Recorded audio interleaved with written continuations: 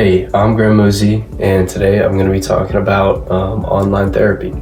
So I'm sure many of you, or at least some of you, are already familiar with this issue, as it sort of came to prominence more during quarantine, but it still was a prevalent issue in psychology even before that. So today I'm going to be first off defining it. What is online therapy?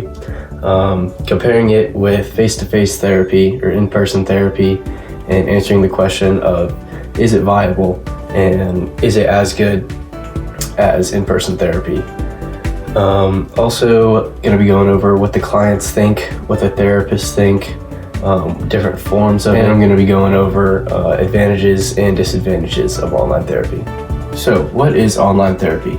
Let's define it. Online therapy is a provision of psychological services which delivers professional practice of delivering information and counseling between a client and therapist that are located separately but able to converse through internet and delivery of psychotherapy remotely.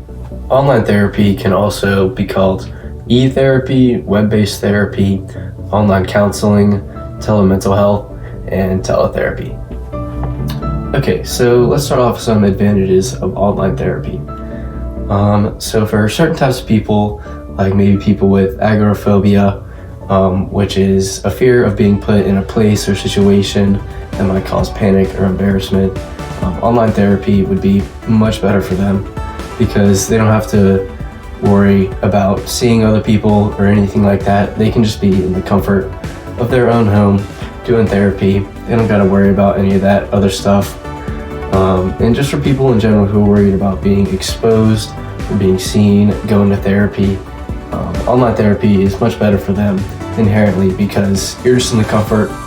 Also in online therapy, there's a much more expansive range of therapists because you have your whole state to choose from, or even more than that depending on what state you're in. So if you're not clicking with certain therapists that you have meetings with, you can just go to the next one. As to compare with in-person therapy, you might be in a place where you only have 1, 2, or even none therapy offices. So if you don't work out with any of those people.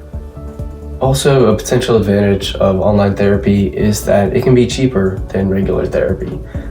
Because of online therapy companies not having as many overhead costs like renting or buying an office, online therapy is just more cheaper in general. Of course, pricing generally depends on the therapist's experience and a range of other factors, but online therapy in general will be cheaper.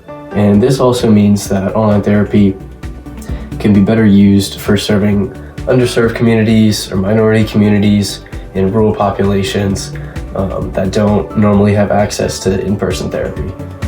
So due to all these factors, in online therapy, it is more likely that you're going to be able to find the right therapist for you that really tailors to you. All right, so let's go over some disadvantages now of online therapy. So to start off with insurance companies, it's already hard for them to give proper coverage for in-person therapy. So just extending that to online therapy, it gets even worse. And also privacy and data leaks are a major concern.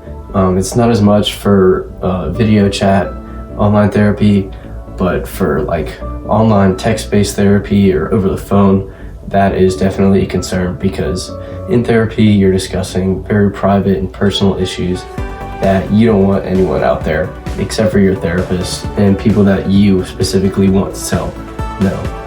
And some states only allow therapists to practice in their individual licensed state, so that does limit the number of options depending on the state that you live in. And also for those in underprivileged environments or the more rural areas, access to technology and high-speed internet is not a given. And finding a place that you can have these private conversations for those people can also be troublesome because if you're getting your internet at the library, you can't go to the library and have a personal private conversation with a therapist. Continuing on with this, there also is problems with unreliable technology in those areas and anywhere, because technology is not always the most reliable thing. So things like spotty internet or your video freezing or your platform crashing, your individual computer or phone or whatever device you're on malfunctioning.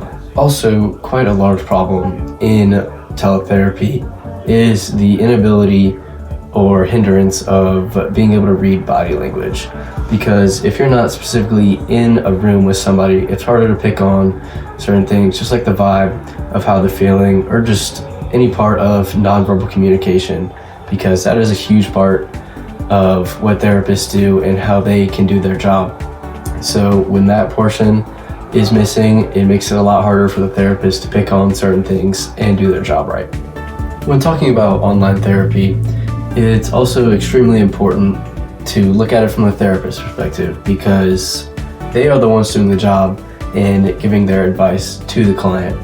And in any profession, it's crucial to have a good work-life balance, but especially in therapy, when you're dealing with so many emotional subjects each and every day, each and every hour.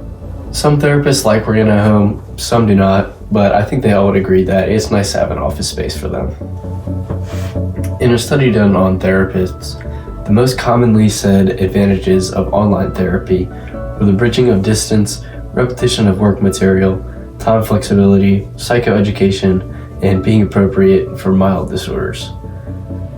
The study also had disadvantages, and the most commonly stated ones for those were missing important disease or disorder aspects, missing problems in the therapeutic process, lack of nonverbal signals, avoidance of difficult situations, and data security issues.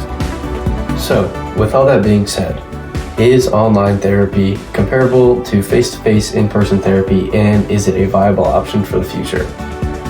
I say yes. I think it's carved out its own lane since quarantine, especially with certain people and certain struggles that they deal with. Online therapy is a better path for therapy and a better path to getting better for them. So I think it really just depends on each individual and each unique situation that the therapist and the client are dealing with. So I believe that online therapy definitely has a future in psychology.